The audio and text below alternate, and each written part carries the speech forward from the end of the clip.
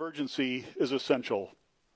When I look around the globe, Russia, China, Iran, North Korea, and others are increasing their collaboration and their cooperation as their interests align against us. We see this clearly in Ukraine. While President Trump pushes for a peaceful resolution to a horrible war, China continues to fund Putin's war machine. Iran continues to supply technology and weapons. And North Korean combat troops remain in Russia on Ukraine's border. And of course, there's a confluence between Russia, Iran, and Venezuela and their dark fleet of oil tankers that is helping to fund the war. In the Arctic and the high north, we see a similar trend. Russian and Chinese vessels are conducting more and more joint patrols. Chinese icebreakers and research vessels are in Arctic waters, and their research is not for peaceful purposes. It's to gain a military advantage. Russia, meanwhile, continues testing advanced capabilities in the Barents Sea. As new shipping routes emerge and new resources are discovered, the Arctic only grows in strategic importance. And all of this comes in the midst of an increasing hybrid threat: airspace violations, GPS and GNSS interference, and the shadow fleet in the Baltic Sea threatening underwater infrastructure.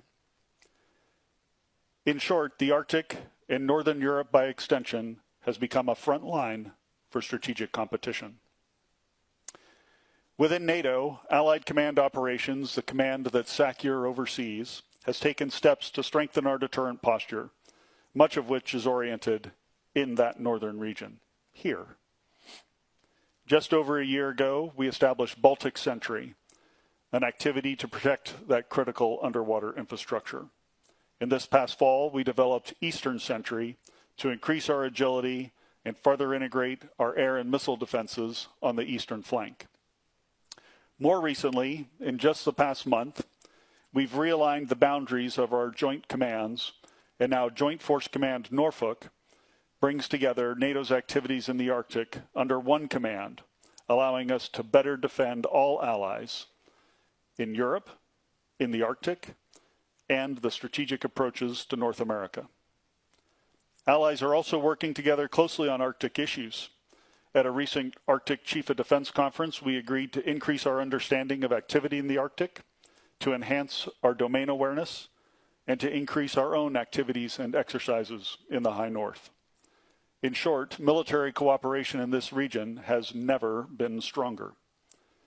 Moving forward, we intend to expand our intelligence, surveillance, and reconnaissance capabilities, to improve our infrastructure and logistics for military mobility, and to strengthen our presence with Arctic-capable forces, many of those forces here in Sweden. With 7 of 8 Arctic nations inside the alliance, the other one being Russia, we will and we can get this right.